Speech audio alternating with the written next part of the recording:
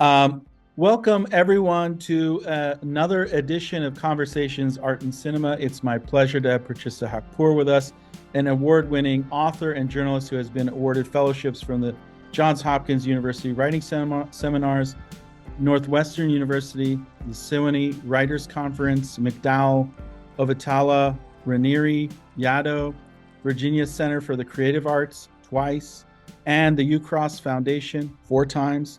Her work has been nominated for several Pushcart Prizes, and she is the recipient of a 2012 National Endowment for the Arts Literature Fellowship in Creative Writing.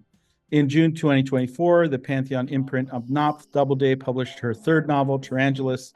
The novel has been a most anticipated best book in lists by Time, Vogue, Harper's Bazaar, W, the New York Post, Literary Hub, Electric Literature, Nylon, The National, the Seattle Times, Library Journal, Alta Journal, and more. It was also a June 2024 Indie Next Pick, an NPR Book of the Day, and a Best Book of 2024 by Vogue, W, Harper's Bazaar, Vanity Fair, and more.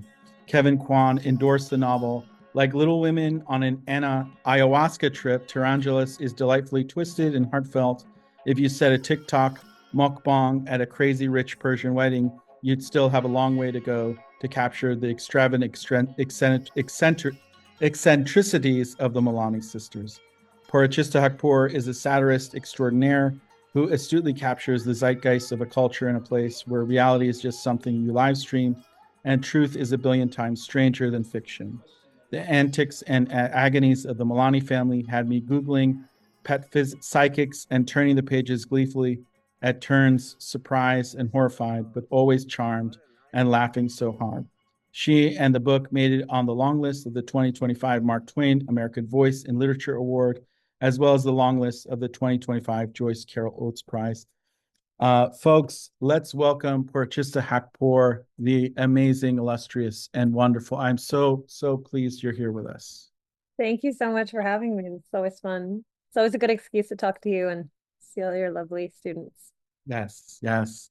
And I was thinking this morning, I was like, what are we going to talk about? And they are doing world building and character building. And I was thinking about the beginning of Tehrangeles. Mm. And I remember when the first time I heard it, I was in Philly with you. Right. And the thing for me was like that beginning felt like that's where the world began, but I don't know if that's where the world began for you. But it's like when I heard it, like I immediately started getting like very emotional. And I just felt like when you had that list with what Iran was for you, and then sort of like all the cross-cultural worlds that we were going through, is that where it began for you, that world building? Was it that moment in the beginning, or So that's a really great question. Actually, that what I read is that kind of prologue. It's called like a note for our viewers, which is oh, can you supposed to, read, can you read a little bit? yeah, do you want me to grab it? I Yes, can yes. sure, no problem. I'm a horrible person. I do improv all the time. Sorry about the condition. I'm still moving into my apartment. It's been like a It looks 5 great. process. It's all boxes still. Anyways, this is a paperback. It just came out. So Oh, the the cover looks beginning, good. yeah, they just changed the color and added the laurels. But the very beginning of it, so there's an epigraph. I always have epigraphs, and then there's this single note to our viewers. Which is again just like a prologue, but hilariously enough, that was one of the last things I added. It was a last minute edit that I added, and it feels really essential to me now. I don't even know how I had it without that. But it was one of these things where when I suddenly realized like things were already in galleys, and I was like, oh my God, the reader's just going to stumble into this weird universe of these like rich Iranian girls at poolside. It's so disorienting. Several of them are very off-putting. It's a lot for the reader. And if you don't know the world of these like elite Iranians in LA, like what so it's just like disorienting. So I wanted the one character that I truly connect with in this book, Mina Milani, to have her own little intro section where she sets up the universe of Tehrangeles and she defines what Tehrangeles is. sometimes people have mistakenly thought that I like created the term Tehrangeles just because I've been writing about it for a while, but the portmanteau refers to a specific part of like the west side of LA that's populated by Iranian Americans, rich Iranian Americans. So I let Mina kind of do her own intro, and it kind of started to feel like a bit of a poem. So no, I'm sorry, my dog. It's always every time I'm on Zoom. I've heard this is a thing that dogs do. Like when their people are on Zoom, they do this. No, my cat Bombsy does the same thing. It's like, why are you giving somebody else attention? Yeah, Sorry. So do you just want me to read a part of it? yeah, just part. Yeah, yeah. So Give them a taste of the world. Yeah. sure. It's like a big riffy kind of poem where she just kind of goes on and on. If I had to describe our world, I'd say it's hell dressed like heaven or the opposite, depending on who you're asking. It's boulevards and avenues and drives and canyons and playas and paseos and palisades. It's pale yellow gray skies and hot pink sunsets and bad air and dirty water. It's long driveways. It's those weird branchy ficus line residential streets. It's the palm trees that were never from here, transplants like most everyone else. It's Spanish colonial revival, craftsman, mid-century modern, Victorian Art Deco. It's Fendi and Gucci and Chanel and Versace and Cartier and Rolex and Bentley and Rolls-Royce and Maserati and white BMWs. It's Swarovski and diamonds, gold and fake and gold and real. It's jumping over the fire, throwing rice at weddings, knife dances, praying 5 times a day and praying never. It's saffron butter rice, it's rosewater ice cream, it's kashk and tahdig. It's Jewish and Muslim and Christian and Baha'i and Zoroastrian, nothing at all. It's June and Aziz and all the dears and darlings your aunts and cousins surround you with. It's nose jobs and Botox and sugaring and highlights and lowlights and gel manicures. It's Chanel number 5 and Baccarat Rouge 540 and Le Labo Santal 33 and the obscure stuff I don't know. But it's also the basic stuff, the way girls even my age smell like vanilla if vanilla was money. It's all our Valley Girl vocal fries. Dear God, make mine die one day. It's California girls and California guys. It's California girls. It's a homeland far, far away that we will never see. It's this place I'm supposed to tell you that made us, but we were born made.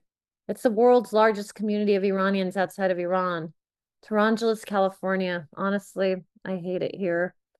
We can't speak for them. We can barely speak for us. We're young, and I worry we'll be forever young.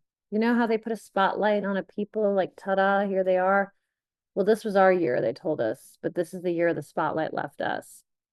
And it's just signed Mina Milani. And then you just go into like the first scene of the book, which and the sections are divided by character. So it's like Roxana, One Paradise Crescent Place, Bella Rosa Vista, Los Angeles, California, which is a fictional neighborhood that I created that's like more or less based on like if Bel Air and the Hollywood Hills would mix, if those places mean anything to you.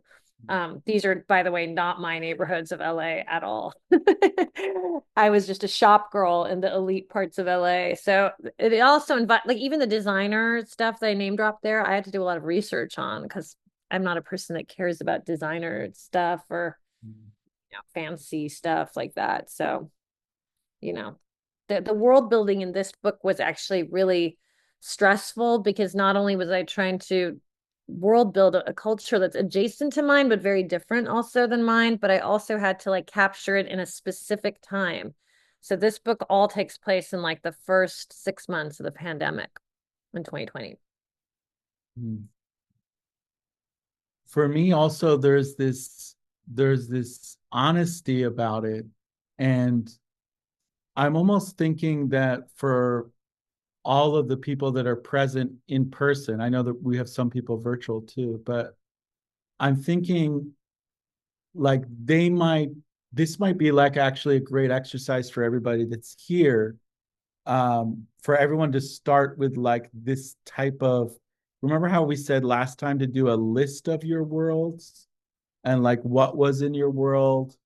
Like this is almost that list, um, but it's more than a list. It's like the heart of a list. It's like the heartbeat of a list. And when you said it's like a poem too, it is like a poem, but it's also like the characters. You just feel the character. You feel everything about their drive. I'm curious about the emotionality of it, of how you got to it, because there's something else in it. It's not it's you make it sound like it's just a list, but there's something much deeper going on too. Well, it's funny you talk about talking about lists. I mean, to me, like cataloging items in a person's world is more emotional than it just sounds. I mean, I used to do these exercises with students all the time, and I would say, like, please give me the paraphernalia of the universe of your characters.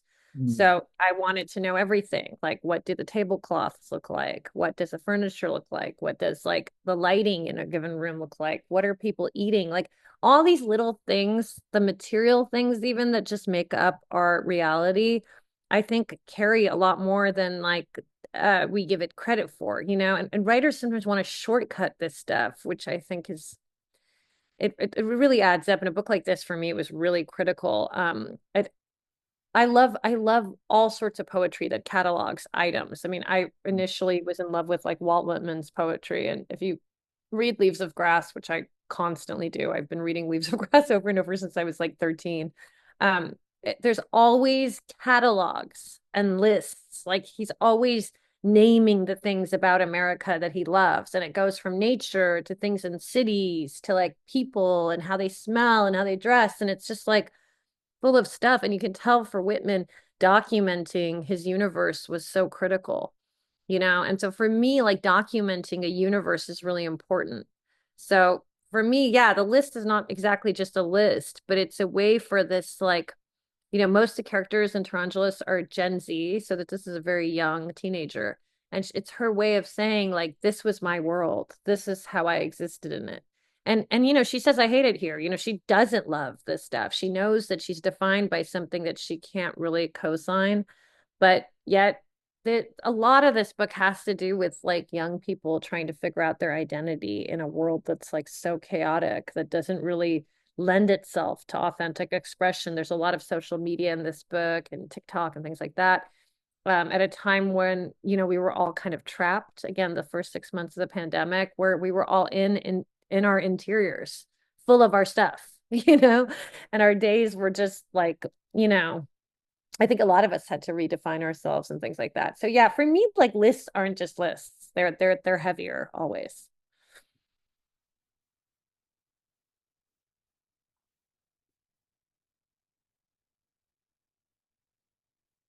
Yeah, I was going to ask something and now I've completely forgotten because I was trying to turn up the sound on the thing.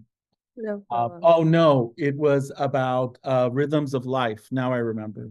Uh, Mm, you know, Terrence Malick was telling me um, one time when I was taking a class with him, and he was talking about Akira Kurosawa and mm, Seven Samurai. And he mm. said that, you know, what was so important about that film for him and what it taught him was that Kurosawa was showing the rhythms of life for the people, and Right. that actually helped you get into the world of what was happening and how very important it was, and it made that film what it was. And so he was saying, like, whenever he made a movie, whether it was Tree or Life or whatever it would be, he was always trying to show the rhythms of life of whatever they were doing. So it would be like, you know, whether it was Badlands or whatever, like, what do they do in their daily lives? Let me show that moment. And so your list and your this phrase documentation of the universe, it's you're showing the rhythms of life. And I think it's also really interesting that you do it in a sort of cadence, you do it in a sort of rhythm. And I'm wondering if like there's something about also the this sound and the like the feeling of the writing, like the reading of it to yourself. Like one thing that I do a lot in screenwriting classes, and I guess it's like weird because some people tell me that they don't do it in other ones, but like I make them read the screenplays aloud in class to everybody, and then so we all hear it. Because for me, like when I edit, I like even written editing, like I need to hear it to see it, if that makes sense. you know?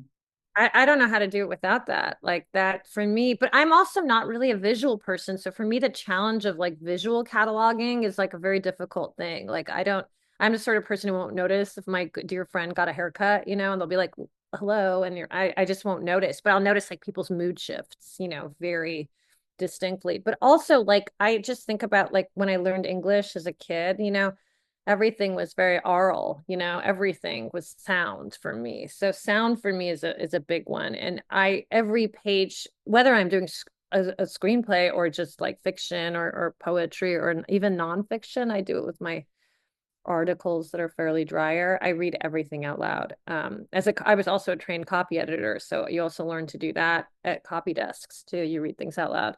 I can't edit a single thing if it's not read out loud. It's so important to my process. And in fact, sometimes I'll record something and play it back to myself. I get very obsessive about the sound of things, because I usually also think that's a great, like if something doesn't sound right to you, or if you stumble over something, that's a big hint from the universe that you've gotten something wrong. Somewhere in your gut, that that's not authentic or it's wonky or something. So it's really, I really can't imagine not having that as part of the process. I've been very frustrated because I get a lot of work done on planes and trains and things like that. And I have to kind of mutter to myself and I get self-conscious about that. But it's really, really important for me. I get work done wherever I can, whenever I can. And Yeah. you're probably the same way as me. We can't afford to choose where we do it. We just have to do it. I do want to ask one more question, then I'll just turn it over to whoever wants to ask questions in the room or virtually. And because we're now about to go from world building to character building, and I'm just curious about your process with that. Is it also the documentation of the universe leads you into the heroes, or do you think like uh, about certain archetypes, or do you have a certain person in mind, or is it an image? I uh, think the big struggle for me is always like exposition versus scene, exposition versus action. Like I always have the characters are always what I start with more than the setting, even though this book has its setting in its title, I knew that these four daughters were going to be the core of this book. But the big challenge for me as an artist is to what degree do I then announce, do I let the narrative tell me who these people are and give you that information, or to what level do I let through scene the reader just organically discover that? And some of that has to do with trusting the reader. Some of it has to do with like how much narrative control do I want to explicitly exert and how much do I not?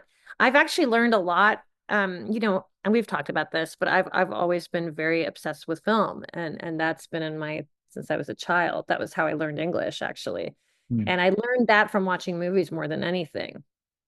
Um, I love how you're forced to, when you're writing a screenplay, really trust dialogue and action. You unless you have a certain type of voiceover, you can't just like interject and give the whole so and so is this age and you obviously can do that with like fiction, but I try to avoid it, or I try to have a narrator that you have to like question a little bit because I think that's more interesting. So a lot of my works have been in close third. I'm actually working on a book right now that's in sort of like dueling, interchangeable first persons. It's kind of like a doppelganger thriller, kind of a little like Vertigo-esque. And so there's these two first persons that alternate and they kind of battle with each other. And it's rare for me to do that. Usually I just like close third because it's not that omniscient third that knows everything. It's more like allied with characters. Um, but yeah, I mean, I was recently just watching like one of my favorite movies is The Misfits with Marilyn Monroe and Clark Gable. I'm obsessed with this film. Probably the movie I've seen the most in my life. And because I love the Mustangs and that whole thing with the horses, and I just love how weird aspects of the movie is, but also like the mood of that movie for me is, and also Malik is a big one for me too. He's another person I watch a lot for like the ambiance of his films. mm. But one of the things I love about the Misfits is like there's so little explaining of who these characters are and why they're in these dilemmas, and you sort of have to like just go along with it. And it's a world that very few people know well. It's a Nevada that like is was not just outdated for us, but even in that world, when people were watching this in like the early 60s, it was like a universe that wasn't so familiar. People weren't doing a lot of movies about it. So it just trusts you so much. There's so much trust. And there's aspects I think everyone feels disoriented for the first few minutes of it, and maybe even more. I've watched it so many times I can't remember anymore, but I love that feeling of just letting the reader be in a place, because that's the experience of living. When we go to a new city, there's not a voiceover that tells us what's going on here, what's about to happen.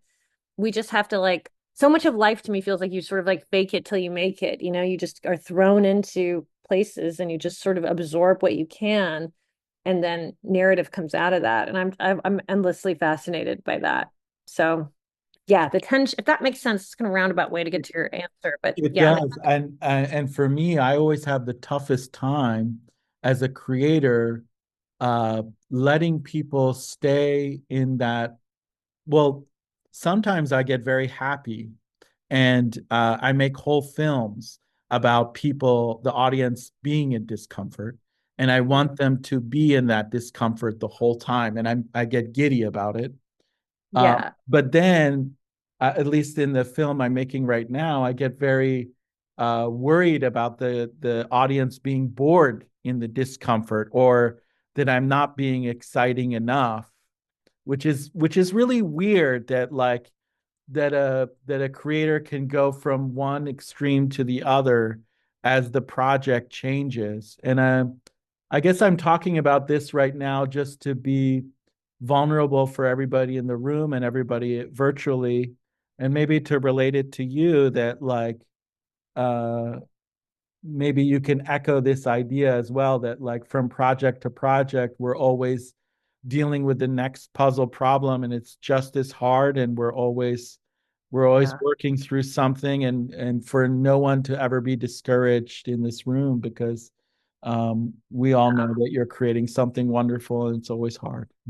It's so hard. I mean, there's just zero certainty. That's why I think like having readers or viewers is so important in the process. Like when you're ready to show people and to like get their reactions. I think you're also someone like me who's like very open to having that input from people. I know I have some artist friends who are like really fearful of input.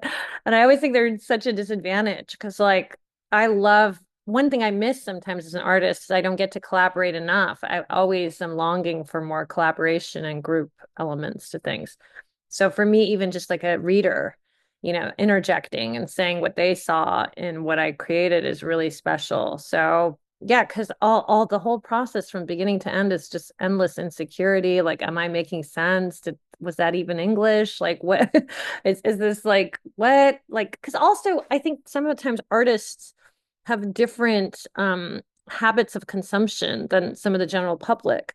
Like so often there are things that I like in a book that it's like the thing that people hate the most. I think sometimes passages that people find boring, I find really exciting or interesting. Like I like really riffy, cool sentences that aren't about plot. I love when like in Moby Dick, the writer can go into, Melville goes into these weird digressions Oh, about like like, about the yeah, ships and like the ports of the ships and those stuff. are my favorite parts. Like, I don't care about the plot as much as like the history, like the Yeah, weird. yeah, those are really weird and fun. I Yeah, love those. And I yeah. love when in films that happens, or even in music. Like, I just love the like kind of like weird extras, kind of.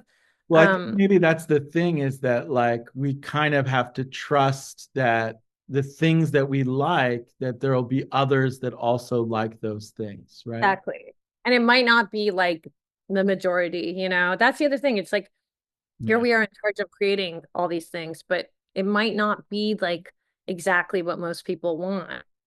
But you always have to have the person in mind. I always have like a reader in mind when I create like my dream reader. And usually that person has something to do with like a version of my younger self that was like kind of an awkward outcast and like didn't find any sort of comfort in the real world.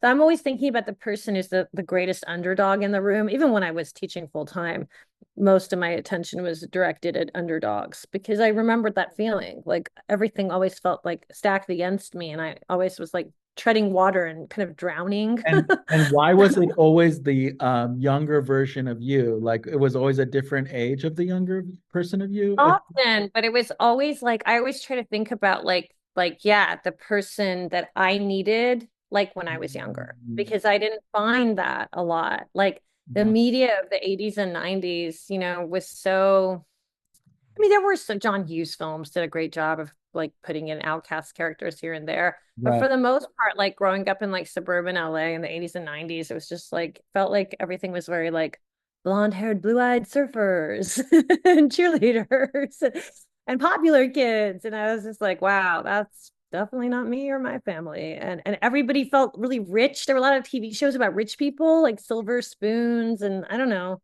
Rags to Riches. There was like these shows that were always about class and like wealth and stuff. And I like my family was barely surviving in our tiny apartment on the east side of LA. So I just didn't see those depictions at all. And I just was always told I was weird and, like dealt with that in school. So I just always think that now, even like I want to create for somebody that's like struggling a little bit and doesn't see themselves represented in mainstream media. Mm. That's a beautiful thing. And I'm going to open it up to everybody else online as well as in the room. If anybody has a question for Purchase. And Kijana and Eunice, I know you're out there in the virtual world. If you want to ask a question, you can unmute yourselves, or if you have a question in the chat, you can post it and then we can read it. You can just talk because I think the microphone picks you up. I have a question. You mentioned it's weird because you're up there, but I know the camera's up here. You mentioned you write screenplays and stuff as well as. Say your name. Right, sure. Oh, sure. Hi, my name is Shannon. I was curious about when you're developing a story or exploring, a concept for a story, how do you know which medium you want to write in? That's a great question. And actually it's become more complicated for me as I've gotten older and that I work in more mediums because it's not always clear. Sometimes like Tehrangeles was an interesting example because I wrote it as a novel, but actually from the minute I was writing it, I knew that it would be better as a screenplay. I still feel that way. I mean, my publishers would probably hate to say it. They hate for me to say this, but I felt from the day one, my vision of it as a feature film or even a TV series. At one point, I thought of it that way, but now it's more likely going to be a feature film. That was the guiding light for me to write it. Like I really saw it, and I saw it like if you guys know the movie Clueless, I saw it as like a modern version, a modern Iranian version of Clueless. I love the movie Clueless. I think it's like a masterpiece. It seems so easy to underestimate that film, but there's a lot of great articles about it. It's the 30th anniversary of that film right now, so you can read some brilliant articles about it. But if you haven't seen it, I recommend it. So that was for me, like I was very attached to this being like a film, and we're still working on the screenplay and all that. It's just for me, that's what it should be. I felt I was compromising something by putting it into novel form, and it was really different than my other novels. So, yeah, sometimes you'll just feel that way. Like my second novel, I always have felt it should have been a graphic novel because I saw it in an animated state in my brain. And I would love one day to like work with a visual artist to like make it animated in some way. So, I almost always have this like other thing I want to do with the things that I write. I've even written these like long investigative features that I sometimes think could be great documentaries. I think I'm maybe more than a lot of writers. I'm just very obsessed with like cross disciplines and things like that. The good news about life today, like living in this era, is that we actually have the potential for that. If we can get the funding, if we can collaborate with the right people, we can bridge these things. So that's pretty exciting. It's not easy, but the potential of it is there more than it's ever been. So it gives me a little bit of freedom. Like the book I'm writing right now, I definitely think it's a novel, but I can see what its like cinematic depiction would be too. Sometimes the things that sometimes are the hardest for me though is more like is something nonfiction or fiction because I draw a lot from my own life. I think a lot of writers do. And it's like, is the reason that I'm more comfortable with fiction because I don't want to tell the truth of my real story? Is that why? And that doesn't seem like a good reason to me.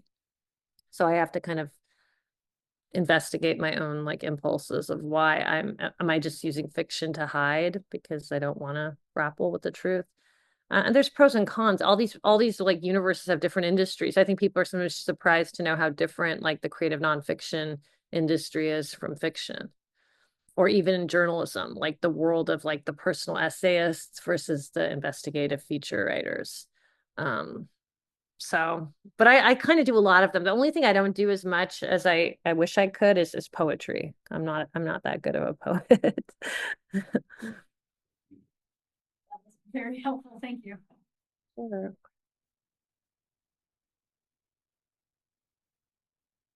Anybody else with a question? I love questions. You can ask me anything. You can go ahead and ask the question. Just unmute yourself. Hello. Oh, Hi, can you hear me? Is it yes. good? Oh, okay, awesome.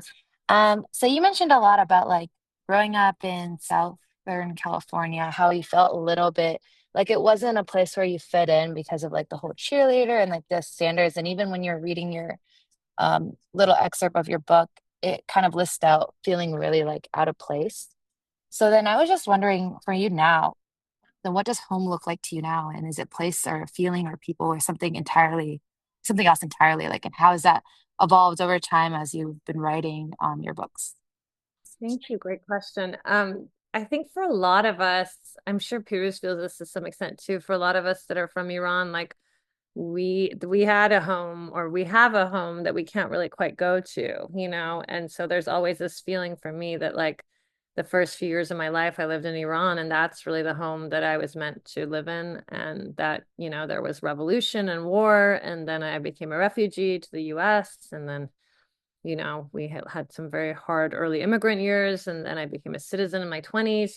There's a whole journey. So being American, the way that some people take it for granted, for me, has never really been that way.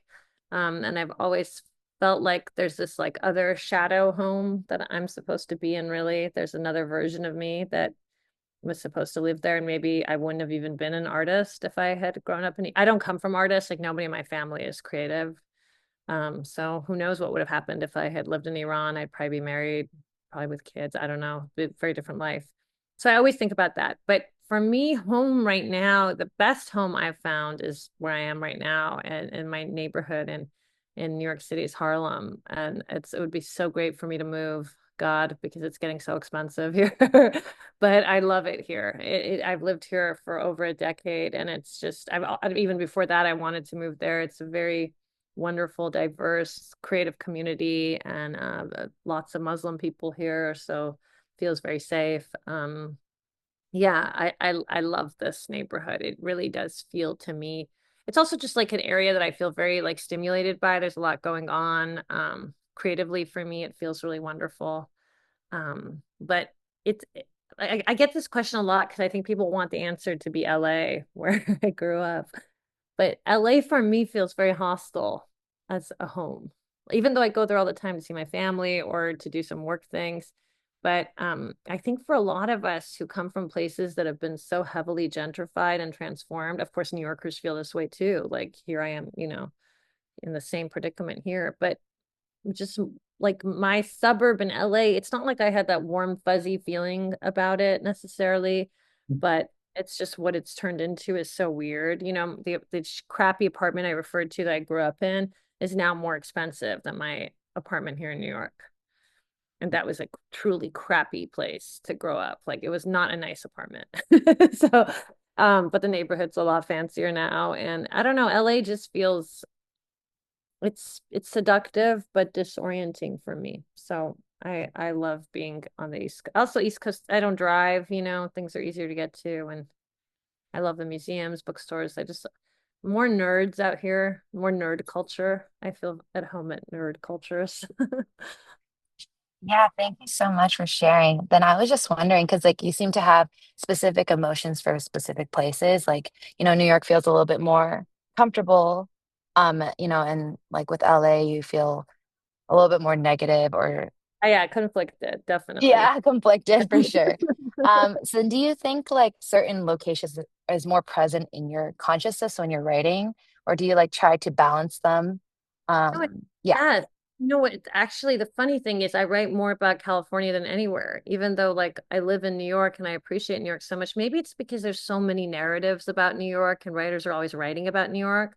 But I actually think places that you feel conflicted about make the best writing. So California will always be an endless topic for me because it was so harrowing for me to grow up there on so many levels. Especially like my first novel is all about this kind of sad apartment district and this like lower income neighborhood that I grew up in. And there was something so depressing about growing up there, but there were so many great weird stories that had to do with our isolation there. There's a lot more for me in California because specifically because of my mixed feelings. So I tend to write more about like settings that I don't necessarily love, that feel a little haunted.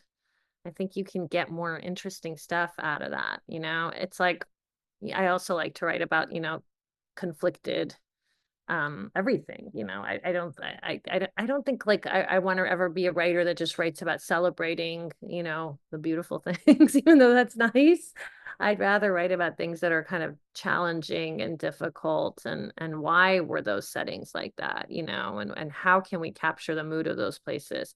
Those places are usually full of those like people like I was discussing before, underdogs and outcasts and people who don't really want to be there. And I care more about representing those people than say like rich New Yorkers who are like having the time of their life, eating at fancy restaurants.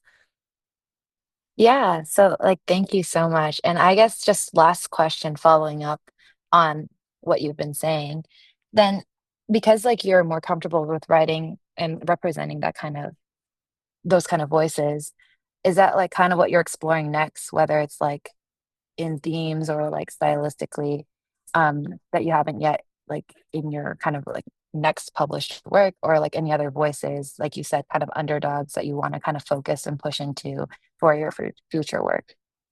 Yeah, I'm looking at it in a really weird way, this next project of mine, because half of the book is about a very privileged woman who was infinitely more privileged than me. And the other half is someone that's a version of me that's very broken. And so I'm looking at these two women and their kind of messed up sort of relationship. And it's been very interesting. I think these are always gonna be themes of mine, but in this work, it feels like a shift a little bit because a lot of my books have had coming of age themes or have had to do with families in the diaspora and things like that. And this one goes in a slightly speculative. I mean, my second book had a speculative aspect too, but this one is even more so. It's kind of in an Iran and America in the future.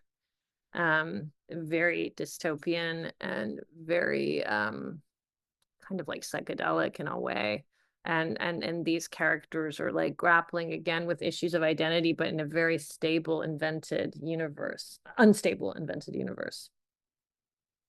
Yeah, thank you so much again for just sharing about your work. It's amazing to hear about like your journey and how you've been growing through it all. True. Any other questions? Questions? This also makes me think about, since Eunice asked so many, about locales and the fact that you have never been in one place. So you've sort of made yourself known as an LA girl and a New York City girl, but I know you've been all over the world and how valuable that's been for your writing.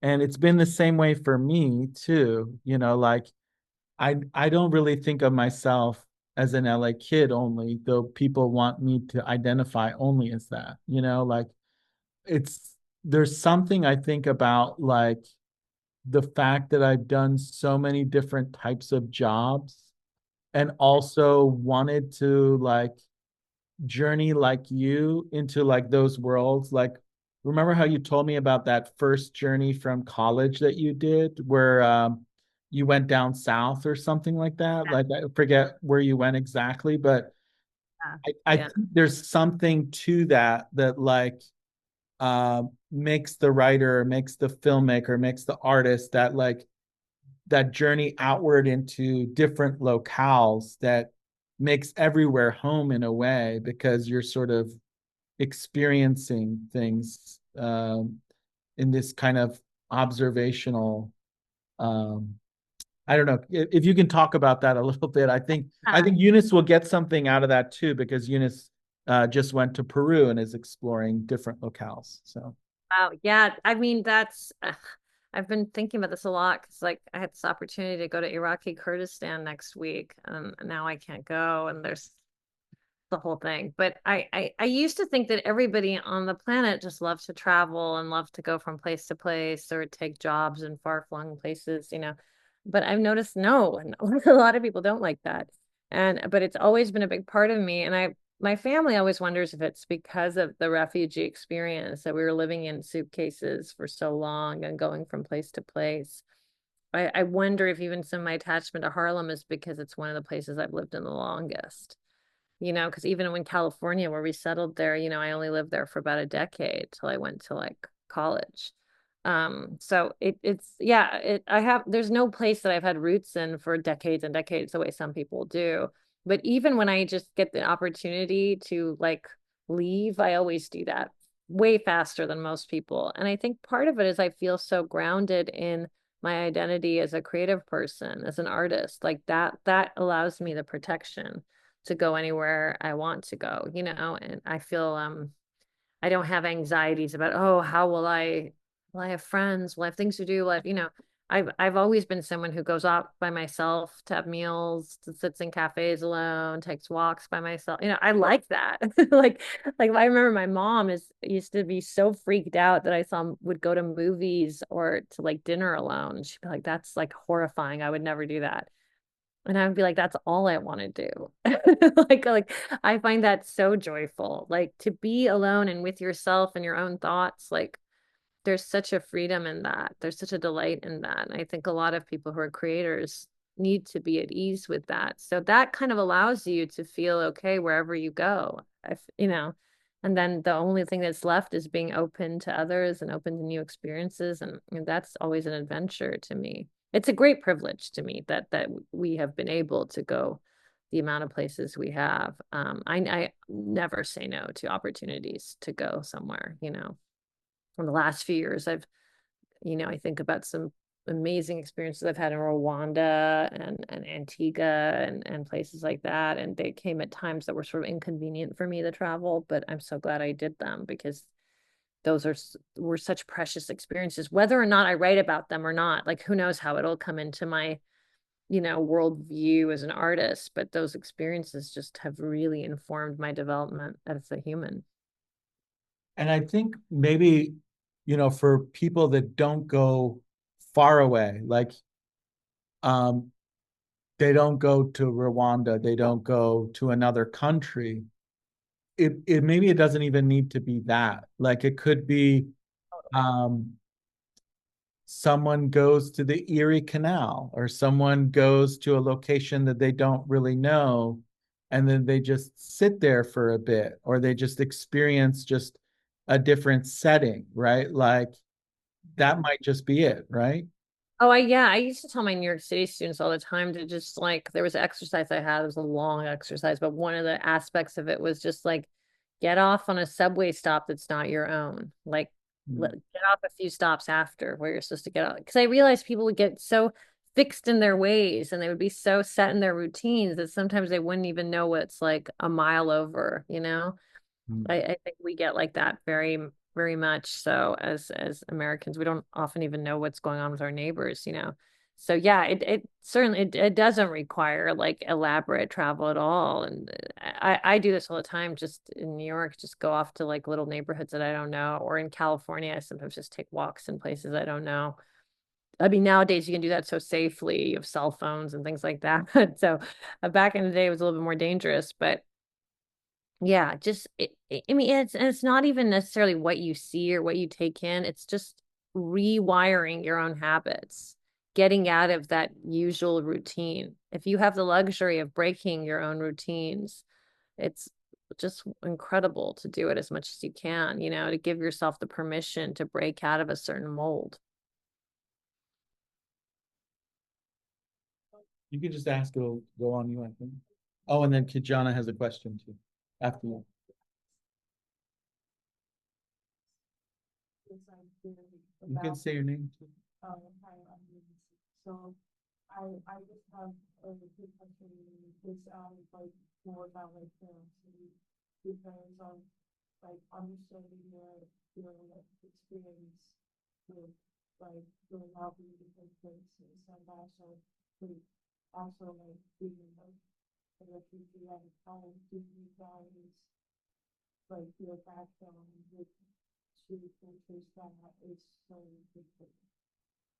So, The sound is a little muffled. Yeah, can yeah, you? so the question was about being a refugee and then balancing the two cultures together. Like how do you make those two worlds to go together, the world between two cultures? Is that the question? Yeah. And that the culture is so different, the one that you're in from the one that you were from.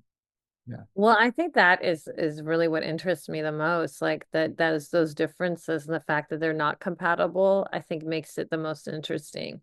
You know, like it is always astounding to me how like it's kind of amazing how well Iranian Americans have done relatively in the US, but there's so many incompatibilities with this culture and the culture we come from.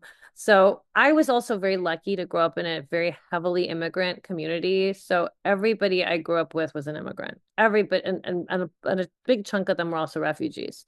So like when we went to school in elementary school, we all had food that was like weird to a lot of people, you know. People were like, "What's that? That smells crazy," you know, and we are like, "Whatever, like we're not," you know, we had each other to like comfort each other. My neighborhood was primarily East Asian. And so East Asian families were so wonderful to my family. They recognized us as West Asian and they really were a great comfort.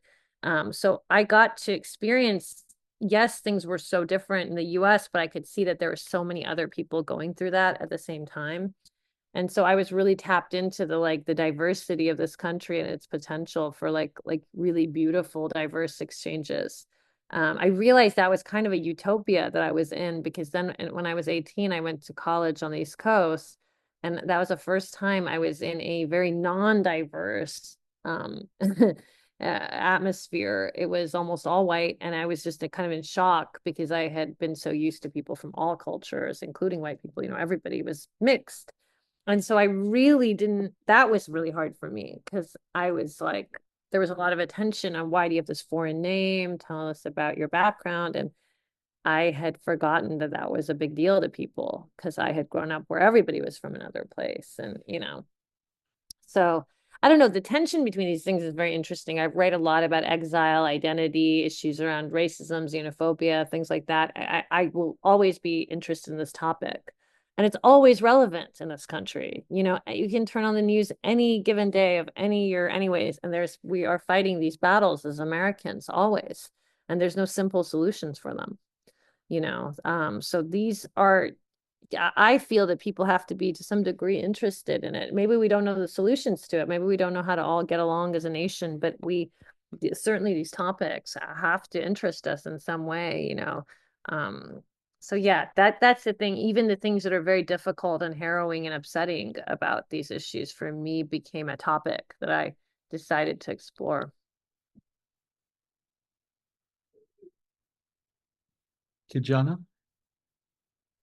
Hi. So I'm gonna kind of quickly put something in the chat for you guys to read. It's a quote from a Substack article of yours from a couple years ago. And it really kind of spoke to me as someone who strives to create kind of identity-based work, whether it be through film or literature. And so the question I have for you is how do you kind of reconcile the importance of creating representation with the kind of pigeonholing that often comes with kind of creating that kind of work? Yeah, oh, pigeonholing is such a thing. It's such a problem. I mean, on the one hand, you feel happy that like you get to be known for something, that people are reading you, that they're appreciating you speaking on something. But then there's this other problem that often surfaces very early on, where then suddenly people want you to just repeat that thing or be one way, and just a spokesman for something. And you're like, I didn't even sign up for that. I was just telling a story about like my family or my upbringing or my community. I didn't mean to become a spokesman for something. So, sometimes I think people in the past have thought I sounded ungrateful when I was complaining about being pigeonholed, because that also implies you've had some degree of success, that people know you as something. But I think the funny thing for a lot of us writers is that recognition was not really the reason we started becoming artists. We needed art to like help us survive certain experiences. And while we want to earn a living, we don't necessarily want to be like famous. Like I have never in my life found anything less interesting than being famous. And it's funny because I have students that are like content creators and influencers and stuff, and they really enjoy being known and all that stuff. And to me, it's a nightmare. Losing your privacy is like the worst thing I can imagine. Like even the few times I've been recognized somewhere, I just feel like, oh, I mean, I try to be grateful, but it just feels weird that anyone would even know who I am. I like being a behind the scenes person. I like being unknown. And yeah, part of it I think has to do with like having freedom. And once you're pigeonholed, the freedom is sacrificed. That there's expectation put on you. And it's usually not what you signed up for. Like nobody sits and thinks to themselves, well, I am a woman of color and I'm waking up today as a woman of color and I am walking on my woman of color. We don't think like that. Or like I am a disabled queer woman. And we don't think of our identities that way.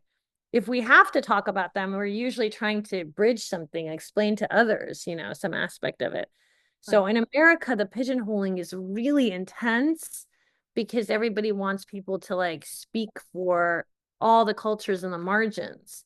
And so sometimes it's very uncomfortable. But other times I feel like, okay, no, like especially as I've gotten older, I'm like, you know what? Who cares? I should say something if no one else is going to say something, because then I don't want people that are our detractors to then have the floor because we're being quiet. So it's a weird tension. That's why in some ways, like I really separate my artists and activist worlds because I feel much more safe in a way talking about issues of identity as an activist. Mhm. I know exactly what the role is and what the goals are. As an artist, I'm just describing an experience. And unfortunately, even our industries can be so like racist or just very demeaning to people of different cultures. So sometimes it just feels like a lost cause. It's stressful and whereas like in an activist universe, because it's so action oriented, we know exactly what the goals are. Thank you so much for that. I kind of a follow up. You mentioned the that you kind of entered the industry of kind of literature, not as a way to seek fame, but more so a way to express yourself. How do you What are the merits of kind of approaching your work through either traditional publication, through like maybe novels or that sort of thing, versus kind of sub-publication? So your Slack, or not Slack, Substack blog or that sort of thing. What are the merits of those different kind of worlds and when it comes to expressing your stories? Well, I love that things like Substack. I mean, I know the company itself has issues and stuff Oh like yeah. that. A lot. Yeah. I've even written about it on my Substack because I'm annoyed at them often. But the fact is, I love that we have these solutions and different newsletter formats to get our like stories out there. I love that I have friends who are self-publishing now. Like years ago, it was so taboo. They would tell you don't do self-publishing. It's bad. That I like the more of the like diverse options there are to get your art out there, the better. I don't think like big five publishing or the big like mini majors and film or whatever. I hate that they control as much as they do. I always, and I think this is kind of like a 90s person, like Gen X way of thinking. Like, I always liked the things that were like kind of obscure or indie or nobody was talking about. I love picking up like a random like person's blog just from like Googling and going down a rabbit hole of some like interesting thing. I will always have a soft spot for that. So even with myself, sometimes I'm like, oh, why am I always publishing with traditional publishers and things like that? Well, the reason is very simple for me. They just sometimes pay more. And I'm still at a point where I need a certain amount of income to survive. So that becomes a little bit better. But that's changing. Like self-publishing options have gotten a lot better. So there's a lot of different ways to get yourselves out there. And I really admire like young people for being very aggressive in promoting new ways of communication. Like I think it's fantastic. I read Instagram captions that are sometimes better written than some of the stuff I see in books. So that to me is exciting. We shouldn't fear that. Writers are threatened by that. That's ridiculous. We anything that is a form of self-expression, whether it's like graffiti or like a chapbook or a traditionally published book, like to me is like valid on the same level. And I love a world that includes all of it. Thank you so much. Sure. Yeah. And I learned that also, by the way, from being a music journalist early on too, because it was really a key, the conversations on like what was important music and what was not. And, I grew up in a neighborhood in LA where like hip hop was all of our first loves. And it was such an authentic form of beautiful poetry and resistance and activism and all that. So I saw this like really important energy behind hip hop. And that became my first area of interest as a music journalist. And that really was incredibly inspiring, because growing up in the east side of LA and then coming to New York, it was all around me. It felt like just the poetry of hip hop was literally everywhere. And that was so beautiful. That's very interesting. Can you like tell me more about like what does music journalism include? I never even heard of that as an industry. It's funny because I think I don't know why it's not as talked about anymore, but I've encouraged a lot of young people to go into it. It was kind of a great way for me to get published early on. And I think part of the problem is nowadays, like people's music habits, like you're not buying CDs or records the same way. You're like going on Spotify maybe and just hearing what's out there. So the music industry is the problem a little bit more today. However, I still have encouraged many of my students to do like Substacks or newsletters around music they love. And it's simply like writing like mini essays on music that's really moving you. And it could be all in one genre or it could be a mix of genres. I mean, I have some students who have like multiple Substacks. One of their Substacks is like a music journalism Substack, and they just are going and then they sometimes are even critiquing other forms of music journalism. So they're like digging up old articles on, say, like Run DMC or old articles on like, Mariah Carey, and like then going in dialogue with it and either taking the techniques, applying it to newer musicians now, or a lot of those musicians are still around. Like, what would this piece be like if it was written today? So I think it's like actually a very fertile area. If you can see these types of music reviews and websites that have been around forever, like Pitchfork, or Rolling Stone and things like that. We were all writing for those magazines for ages, but a lot of it's just shifted. You don't see them as much, but I think you guys should revive it. It would be really cool to see. Like, I love when young people engage in criticism because they just do it in such brilliant ways these days. Awesome. I'm going to open the floor up for other questions, but thank you so much for your insights. Thank you. Well, I want to say thank you to you, Porochista. I know we've gone over our time. It was so wonderful to be with you and ask. I know they probably still have more questions, but I'm going to cut it off there.